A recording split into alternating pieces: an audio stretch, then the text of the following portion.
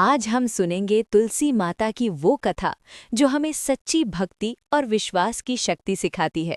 आइए शुरू करें। एक गांव में एक गरीब लेकिन अत्यंत श्रद्धालु स्त्री रहती थी। उसके आंगन में छोटा सा तुलसी का पौधा था। वो रोज ब्रह्म मुहूर्त में उठती, स्नान करती, साफ वस्त्र पहनती और तुलसी माता को जल चढ़ाकर दीपक जलाती और हाथ जोड़कर कहती, हे तुलसी माता, मेरे घर में संतोष बना रहे, मेरे परिवार में प्रेम बना रहे। उसके पास अधिक साधन नहीं थे, फिर भी वो प्रेम से एक लोटा जल अर्पित करती और एक दीपक जलाती थी। उसी के पड़ोस में एक अमीर स्त्री रहती थी।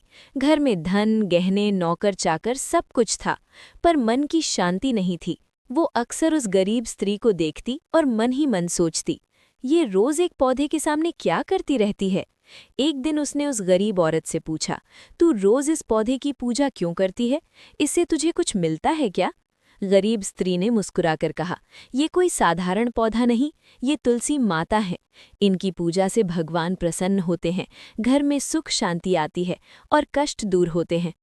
पड़ोसन ने मन में सोचा, अगर इस पौधे से सुख मिलता है तो मैं भी पूजा करूंगी और रोज कुछ मांगूंगी। अगले ही दिन पड़ोसन ने भी अपने आंगन में तुलसी लगवाई। उसने महंगे फूल, चांदी का दीपक और सुगंधित अगरबत्ती रखी, परंतु उसके मन में श्रद्धा की कमी और लालच अधिक था। वो रोज पूजा करते समय कहती, हे तुलसी माता, मेरे पति का व्यापार 2 गुना कर दो, मुझे नए गहने दिला दो, मेरे बेटे को ऊंचा पद दिला दो। वो हर दिन एक नई मांग रखती, और यदि उसी दिन कोई इच्छा पूरी नहीं होती तो वो गुस्से में कहती, इतनी पूजा करती हूँ फिर भी कुछ नहीं मिलता। कुछ दिन बाद भी जब उसे कुछ फल नहीं मिला तो उसने चिढ़कर धीरे धीरे पूजा करना ही बंद कर दिया। अब ना वो तुलसी माता को जल चढ़ाती, ना दीपक करती। कुछ समय बाद उसके घर में क्लेश बढ़ने लगा।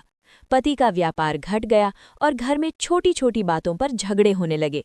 उसके मन में अशांति छा गई। गरीब स्त्री ये सब रोज देखती थी।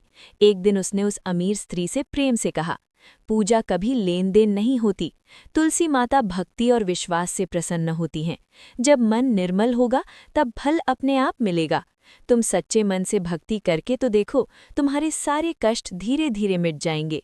पड़ोसन ने उसकी बात मानी और इस बार सच्चे मन से तुलसी माता की सेवा शुरू की।